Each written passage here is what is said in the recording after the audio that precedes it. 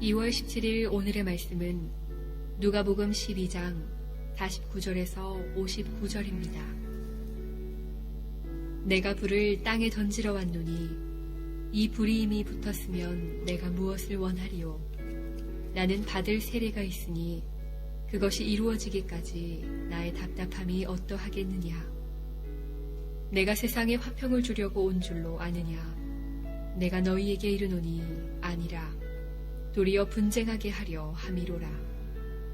이후부터 한 집에 5사람이 있어 분쟁하되 셋이 둘과 둘이 셋과 하리니 아버지가 아들과 아들이 아버지와 어머니가 딸과 딸이 어머니와 시어머니가 며느리와 며느리가 시어머니와 분쟁하리라 하시니라. 또 무리에게 이르시되 너희가 구름이 서쪽에서 이는 것을 보면 곧 말하기를 소나기가 오리라 하나니 과연 그러하고 남풍이 부는 것을 보면 말하기를 짐이 더우리라 하나니 과연 그러하니라. 외식하는 자여 너희가 천지의 기상은 분간할 줄 알면서 어찌 이 시대는 분간하지 못하느냐? 또 어찌하여 옳은 것을 스스로 판단하지 아니하느냐? 내가 너를 고발하는 자와 함께 법관에게 갈 때에 길에서 화해하기를 힘쓰라. 그가 너를 재판장에게 끌어가고 재판장이 너를 옥졸에게 넘겨주어 옥졸이 옥에 가둘까 염려하라. 내게 이르노니 한 푼이라도 남김이 없이 갚지 아니하고서는 결코 거기서 나오지 못하리라 하시니라. 아멘. 여러분 오늘 어떠십니까? 기분이 어떠십니까? 오늘도 좋은 날입니다. 예. 참 이상하네. 제가 여러분 어떠십니까? 그러면 예, 좋습니다. 이렇게 한번 대답해 보실래요? 안 좋아도 여러분 어떠십니까? 오늘 좋습니다. 진짜로요? 예. 오늘 좋은 날입니다. 좋은 날입니다. 왜요? 하나님께서 주신 날이기 때문입니다. 그리고 하나님께서 우리에게 주신 날이고 우리에게 이 날 가운데 우리에게 주신 사명이 있기 때문입니다. 우리가 지난 말씀을 통해서요, 우리가 어떤 존재인지 예수님께서 비유로 말씀해 주셨잖아요. 한마디로 말하면 우리가 어떤 존재라고요? 청지기라고요. 청지기. 내 인생이 내가 주인이 아니에요. 내가 맡은 나의 모든 생애, 시간이나 건강이나 물질이나 달란트나 내 자녀나 이게 내 것이 아니에요. 잠시 하나님이 맡겨주신 것이에요. 하나님이 청산하자 그랬을 때에 하나님께로부터 맡은 건 내가 이렇게 했습니다. 하나님 앞에 드려야 할 그런 때가 있어요.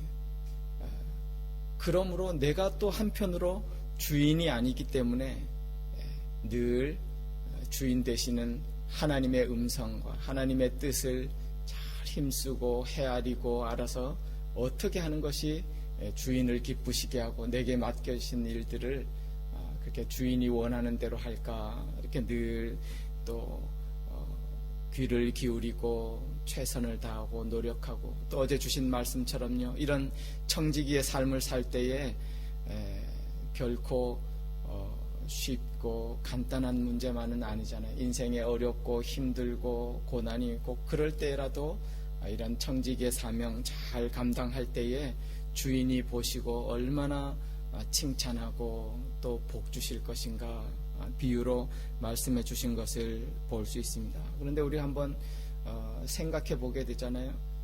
왜 나에게 우리에게 청지기의 사명을, 이런 일을 주셨는가? 우리가 잠깐만 생각해 보아도요, 여러분, 저와 여러분이 아니더라도 하나님은, 어떻게 보면 우리가 아니더라도 하나님은 전적으로 당신 스스로도 혼자서도 다 하실 수 있는 분이에요. 하나님이 말씀으로 천지를 창조하셨죠. 오늘도 하나님께서 말씀으로 아니면 당신의 능력으로 천지를 운행해 가시고 섭리해 가시고, 우리에게 일을 맡기고 우리가 하는 일 일을 관여하지 않더라도 하나님은 충분히 하실 수 있는 분이시잖아요. 하나님이신 예수님께서 이 땅에 오셔서 하나님이심을 보이셨잖아요. 말씀으로 바다를 잔잔케 하셨어요. 말씀으로 병자를 다 고치시고 죽은 자도 살리시고, 아니 음식 문제도 경제 문제도 말이죠.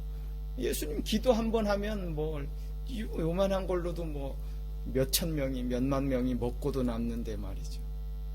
그런데 왜 우리에게 이런 때때로는 부담스럽게 느껴지고 힘들게 느껴지고 고통스럽게 느껴지는 그런 청지기의 사명을 주시고 이런 일을 하게 하셨는가? 여러분 잠깐만 생각해 보면 아시겠지만 어제 말씀을 통해서 보셨잖아요. 왜 그래요?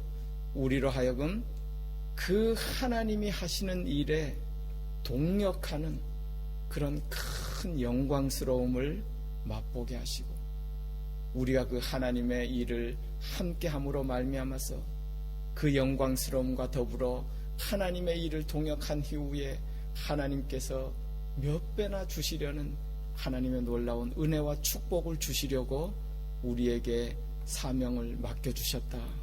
말씀을 통해서 우리에게 주셨습니다. 오늘 하나님이 주신 그 날이에요.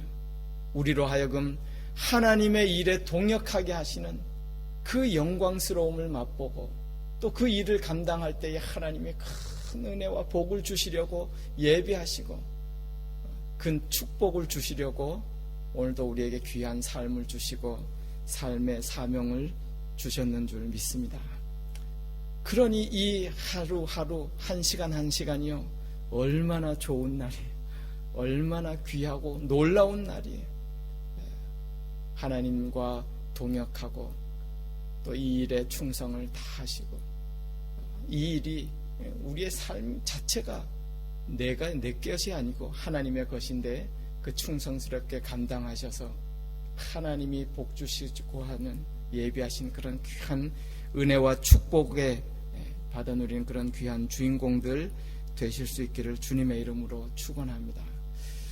이런 청지기의 삶을 살 때예요. 그런데 이런 하나님의 뜻을 따라 살아갈 때에 이 땅에서의 불가피하게 어쩔 수 없이 맞닥뜨릴 수밖에 없는 그런 큰 갈등, 어려움, 문제 있을 수밖에 없다는 사실이에요.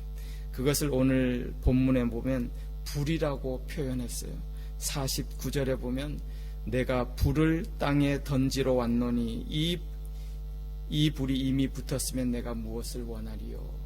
예수님이 오셔서 예수님이 이 땅에 불을 던지러 왔다. 불 때문에 갈등이 일어나고 문제가 일어나고 싸움이 일어나고 분쟁이 일어나는 거예요. 누가 가져다 주셨다고요? 예수님 때문에 이 세상이 난리가 나고 분쟁이 나고 싸움이 나고 어려움이 생겼다는 거예요. 여러분 잘 이해하셔야 돼요. 왜 그래요? 예수님이 참 빛을 가지고 오셨잖아요. 참 생명을 가지고 오셨잖아요. 진리를 가지고 오셨잖아요. 그러므로 그 빛과 진리를, 생명을 받아들이고 그 예수님의 편에 서서 예수님의 뜻을 따라 살려 할 때에 이 세상은 어둠의 세상이잖아요. 비진리의 세상이잖아요. 이 세상 가운데 빛과 어둠은 타협할 수가 없어요. 빛이 이기든지 어둠이 이기든지 당연히 근본적인 그런 분쟁과 싸움과 갈등, 그것은 영적인 본질을 말씀하고 계시는 것이죠. 예수님은 이것 던지러 이 세상에 오셨다. 우리가 이해할 수 있는 그런 말씀입니다. 50절 말씀에도 이런 말씀하고 있어요. 내가 받을 세례가 있으니, 예수님께서 받을 세례라는 게 무엇이에요? 세례는 죽는 것이잖아요. 십자가에 죽는 죽음이에요.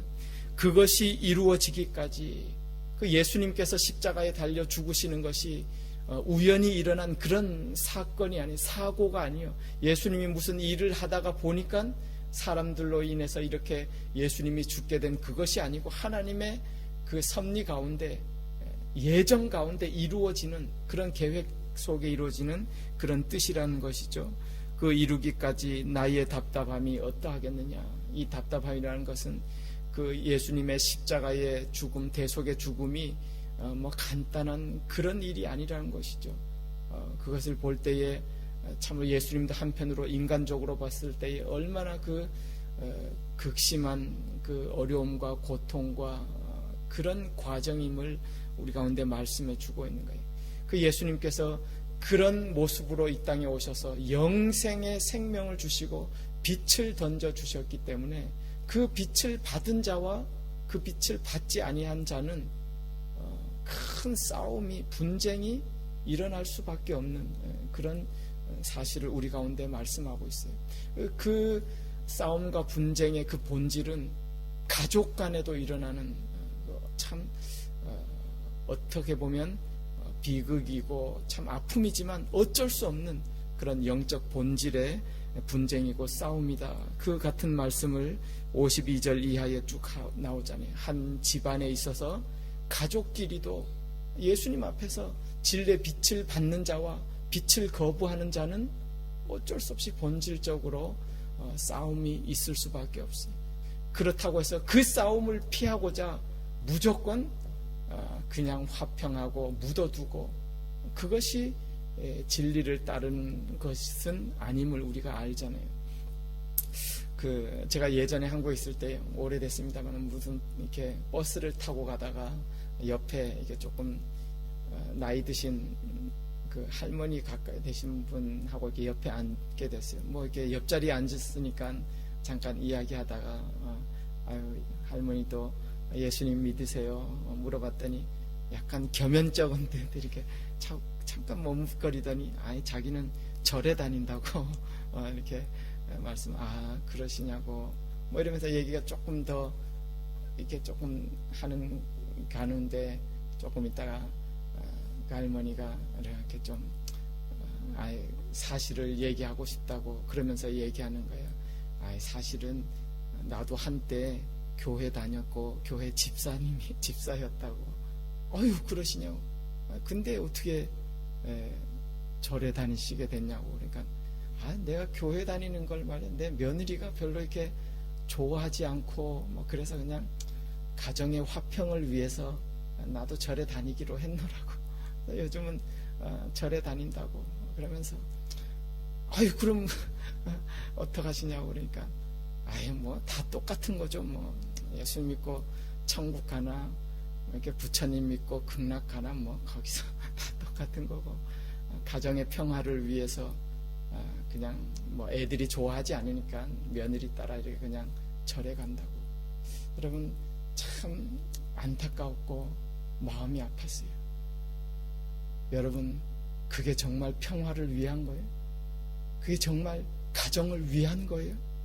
우리가 인간적으로 얼핏 잘못 생각하면 아이고 예수님이고 뭐고 이건 평화가 문제지, 그냥 화평이 좋은 게 좋은 거지. 그렇지 않다는 거예요. 예수님은 이 땅에 불을 던지러 왔어요. 어쩔 수 없는 그런 영적 싸움이 일어날 수도 있는 거예요.